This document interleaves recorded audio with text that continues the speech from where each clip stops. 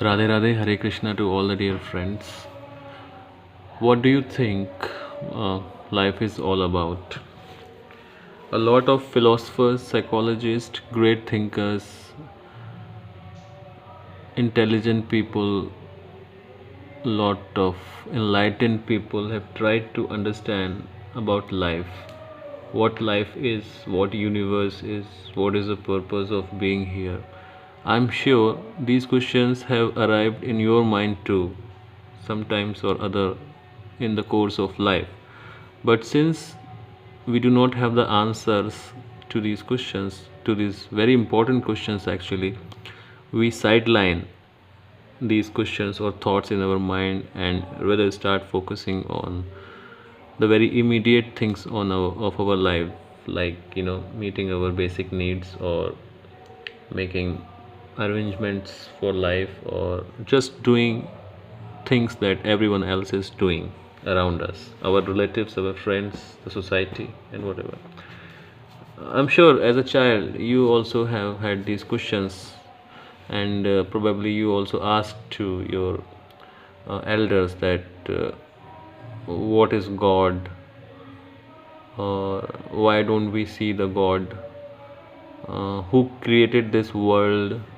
If God created this world, then who created the God? The very normal question, that if God created the world, then who created the God? And then there is no answer for this. Then another question is that if the earth belongs to solar system, the solar system belongs to some galaxy, the galaxies belong to the whole universe, then where does this universe belong? you know because everything belongs to something, right? Whatever you see around yourself, it's on the support of another, it's a part of something.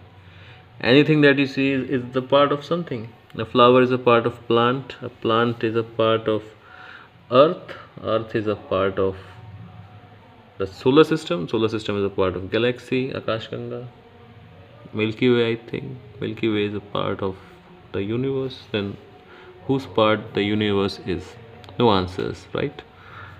And then we just sideline these questions, we just stop focusing on them, because the things that we do not know, then we stop thinking about them because there are no answers. Because then you come across this thing called infinity. you know Even the Socrates, or in Hindi we call him Sukrat. I do not know if he was from Greece or whatever, wherever from Europe he was. Socrates, Sukrat. And during the times of Renaissance, after the great dark ages in Europe, there came a time of revival and learning and Renaissance. So Socrates, or Socrates, was one of the greatest scholars who is considered to be. Of course, I did not have the chance to meet him, but the intelligent, or I don't know, so-called intelligent people consider him a great philosopher. So what I like about Socrates is that he's considered to be so intelligent and enlightened, a great thinker. Even after thinking his whole life, even after research in philosophy his whole life, you know what he said in the last? He said that I do not know anything. And that is a sign of truly enlightened person. To believe, to understand, to realize, and to accept that you do not know anything, because you cannot know anything. Even if there is something, you cannot understand it, because whatever the truth is beyond the understanding of mind. So it could be something of experiencing. Or I am also just repeating things which I have been studying, or which I have been going through various materials on internet, or from books, or from people I talk to. So I am also just repeating, and there is no problem. There must be no problem in accepting that there is no knowledge from within, because you are just listening to people, and then you are just repeating it to someone else. That's what everyone is doing. So just let's accept that we do not know anything, because we cannot ascertain anything. But still, to have this much clarity, to have this much understanding that Yes, it is not possible to know things. I think that is at least some sign of humility, or I think intelligence. There in when I was child, I read a story. There were six blind people, six blind men, right from the birth. Okay, so when they grew up and they become adult, they came across an elephant.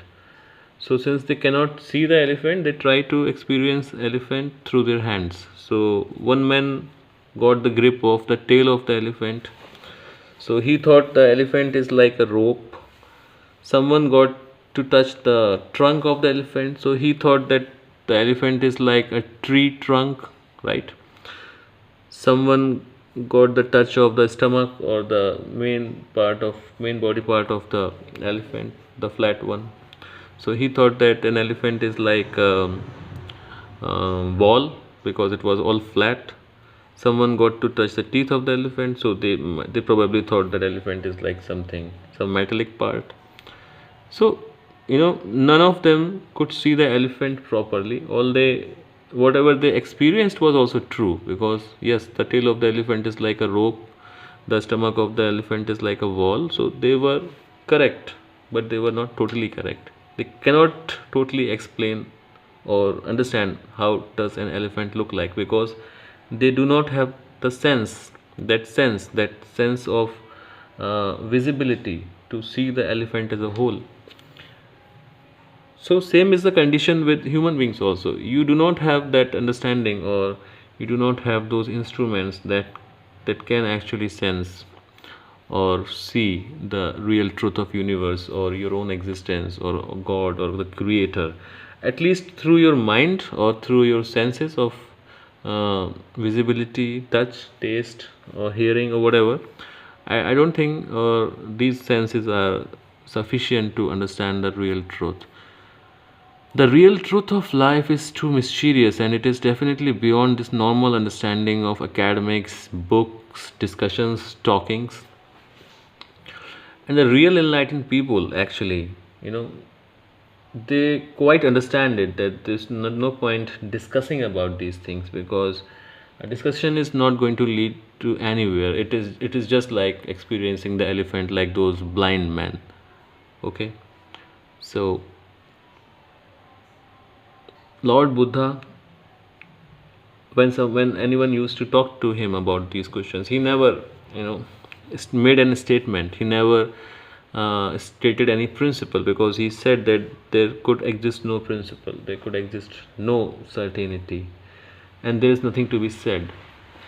He never made any claim. Buddha never made any claim, because he know that to make any claim is nonsense.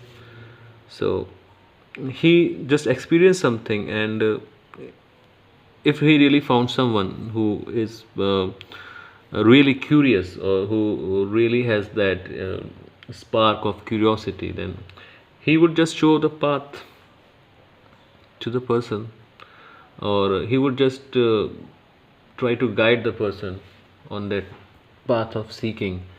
And nobody knows if Buddha actually understood the mysteries or secrets of existence, but maybe, probably, he understood something, that a lot of things are unknown, and to just understand that you cannot know things is also a kind of understanding. You cannot know really things within these limits of body and mind. Now, I do not know, we talk about yogis, and there have been examples of yogis. I am not a yogi, so I do not have the experience of that, but maybe they understand, because when they go beyond the mind and senses, then they really understand that this truth. Maybe, nobody knows what.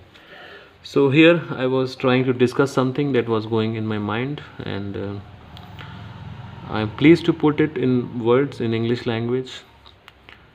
I hope you also think something after listening to it, or maybe you find it not worthy of anything. That's okay. Please take care, keep practicing. Hare Krishna, Radhe Radhe.